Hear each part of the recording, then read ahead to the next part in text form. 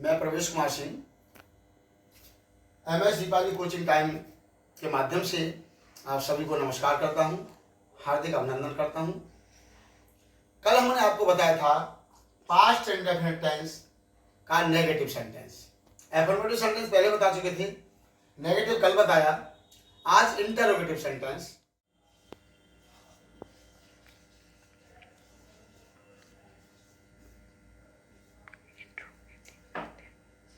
Interrogative sentence interrogative sentence दो प्रकार का होता है। एक तो क्या पहले होने पर होता है और दूसरा इंटरोगेटिव होता है प्रश्नवाची शब्द बाकी के बीच में होने पर। तो आज हम आपको बताएंगे क्या पहले होने पर अनुवाद करने का नियम। क्या पहले होने पर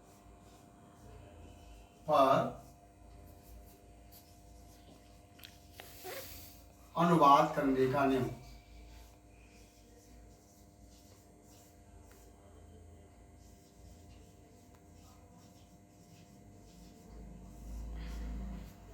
क्या पहले होने पर अनुवाद करने का नियम। तो पास्ट इंडेफिनिट इंटरोगेटिव सेंटेंस में क्या अगर पहले दिया हुआ है तो क्या की इंग्लिश हम व्हाट नहीं लिखते हैं, बल्कि पास्ट इंडेफिनिट टेंस की हेल्पिंग वर्ब होती है डिड। तो नंबर 1 पर सबसे पहले डिड लिख देंगे। डिड हेल्पिंग वर्ब, डिड होती है सहायक क्रिया।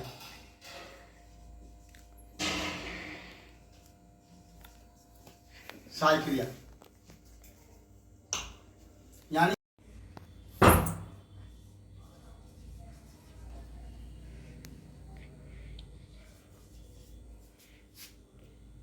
हेल्पिंग वर्ब को सबसे पहले लिख देती हैं। डिड जो हमारी हेल्पिंग वर्ब होती है सहायक क्रिया, यानी हेल्पिंग वर्ब को सबसे पहले लिख देते हैं। दूसरे नंबर पर सब्जेक्ट। सब्जेक्ट यानी कर्ता। सब्जेक्ट को हिंदी में कहते हैं कर्ता। दूसरे नंबर पर हम कर्ता की इंग्लिश लिखते हैं। तीसरे नंबर पर वर्ब। वर्ब को हिंदी में कहते हैं क्रिया। क्रिया की फर्स्ट फॉर्म।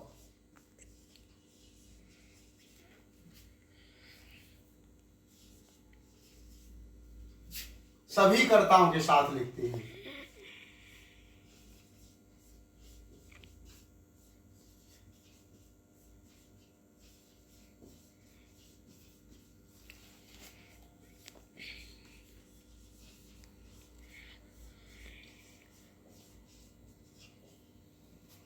तीसरा नंबर पर वर्ब, जिसे हम क्रिया कहते हैं हिंदी में, कि फर्स्ट फॉर्म सभी कर्ताओं के साथ लिखेंगे, यानी एक वचन और बहुवचन दोनों कर्ताओं के साथ, सिंगुलर प्लूरल सभी कर्ताओं के साथ हम वर्ब की फर्स्ट फॉर्म लिखते हैं।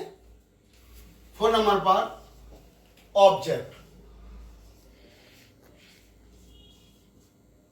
ऑब्जेक्ट को हम हिंदी में कहते हैं कर्म।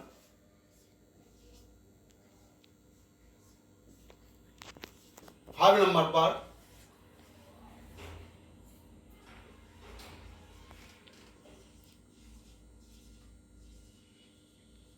Other words. अदर वर्ड्स लिखकर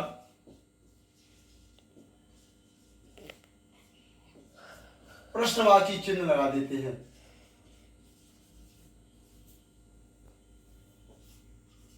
प्रश्नवाची चिन्ह ऐसे लगता है, लगा देते हैं।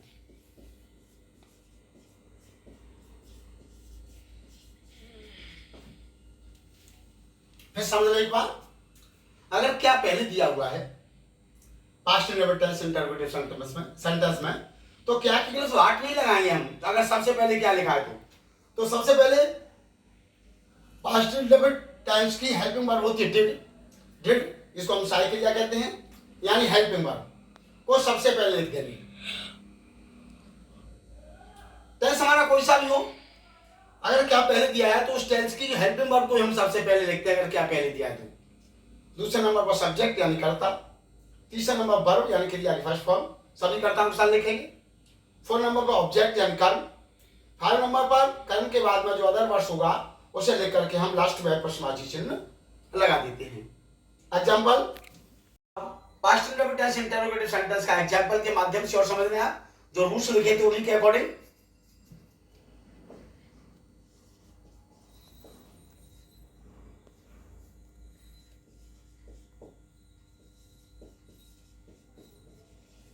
क्या दादाजी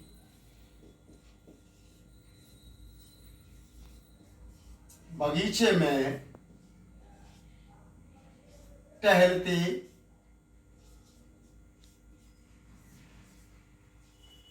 थे? क्या दादाजी बगीचे में टहलते थे? अब ता था ती थी ते थे आ रहा है, पास्ट इंटरप्रिटेंस का है, प्रश्नवाची चिन्ह लगा हुआ है, क्या पहले लिखा हुआ है, तो हमारा पास्ट इंटरप्रिटेंस का इंटरोगेटिव सेंटेंस है ये। तो क्या कहेंगे, हम व्हाट नहीं लगाएंगे, सबसे पहले हम पास्ट इंटरप्रिटेंस की हेल्पिंग वर्ब होती है डिड, तो डिड को हम पहले लिखेंगे, उसके बाद में सब्जेक्ट,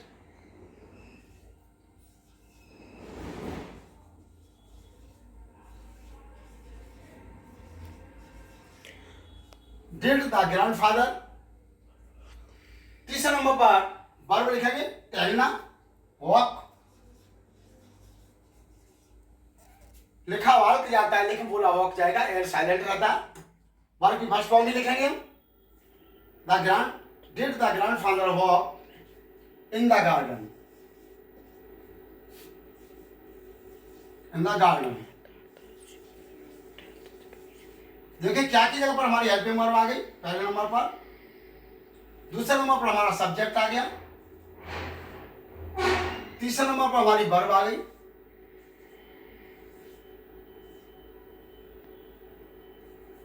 तीसरे नंबर पर वर्ब यानी क्रिया, चौथे नंबर पर ऑब्जेक्ट यानी कर्म। अदर वर्ड से है नहीं, इसके बाद ऑब्जेक्ट के बाद होता है अदर वर्ड, तो हम उसे लिखते, उसके बाद हम क्वेश्चन मार्क लगा देते। तो did the grandfather walk in the garden, कुछ नहीं बचा, देख लिया हमने, उसके बाद अंत में हम क्वेश्चन मार्क लगा देते हैं। कुछ ऐसे भी होते हैं लास्ट में ताता तीती ते न आकर के पहचान में या ही ये आ जाता है। एक एग्जाम्पल उसका भी समझ लें आप, क्या पिताजी बाजार से किताबें लाई? क्या पिताजी बाजार से किताबें लाई? इसमें ए आया है, था ती थी ते थे या ये पास्ट इंटरप्रिटेंस की ही पहचान है। ये भी हमारा पास्ट इंटरप्रिटेंस का है। क्या पहले लिखा है इंटरप्रिटेटिव सेंटेंस है, इसमें भी हम वही करेंगे, क्या की इंग्लिश हम व्हाट ना लिख करके हेल्पिंग वर्ब पहले लगाएंगे डिड, दूसरे नंबर पर subject did the father, verb की फर्स्ट फॉर्म लैंग्वेज की इंग्लिश होती है ब्रिंग, तो ब्रिंग लिखेंगे, did the father bring the books,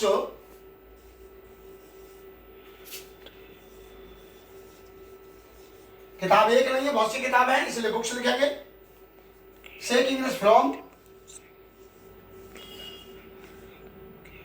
the market.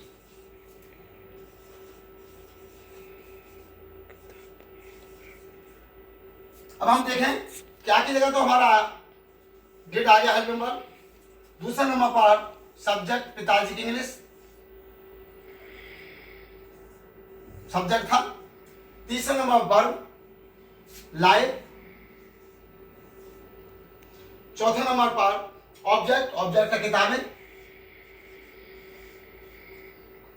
किताबों के बाद बचा हमारा बाजार से, अदर वर्ड से ही 5 नंबर पर लिखा हमने। क्या की इंग्लिश डिड आ गई।